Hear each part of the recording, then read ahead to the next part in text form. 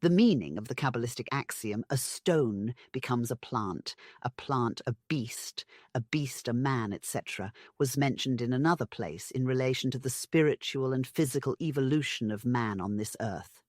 We will now add a few words more to make the idea clearer. What is the primitive shape of the future man? A grain, a corpuscle, say some physiologists, a molecule, an ovum of the ovum, say others. If it could be analyzed by the spectroscope or otherwise, of what ought we to expect to find it composed? Analogically, we should say, of a nucleus of inorganic matter, deposited from the circulation at the germinating point, and united with a deposit of organic matter.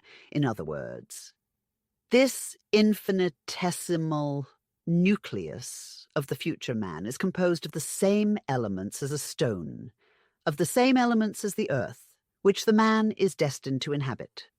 Moses is cited by the Kabbalists as authority for the remark that it required earth and water to make a living being, and thus it may be said that man first appears as a stone.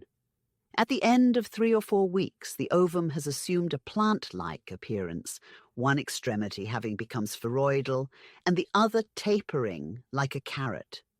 Upon dissection, it is found to be composed like an onion of very delicate laminae or coats enclosing a liquid. The laminae approach each other at the lower end, and the embryo hangs from the root of the umbilicus almost like a fruit from the bough. The stone has now become changed by metempsychosis into a plant. Then the embryonic creature begins to shoot out from the inside outward its limbs and develops its features. The eyes are visible as 2 black dots. The ears, nose, and mouth form depressions, like the points of a pineapple before they begin to project. The embryo develops into an animal-like fetus, the shape of a tadpole, and, like an amphibious reptile, lives in water and develops from it.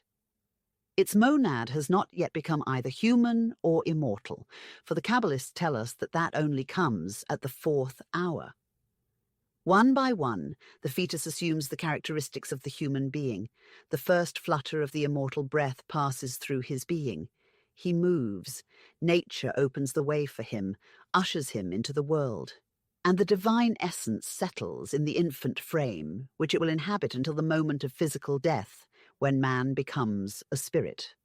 This mysterious process of a 9 months formation the Kabbalists call the completion of the individual cycle of evolution.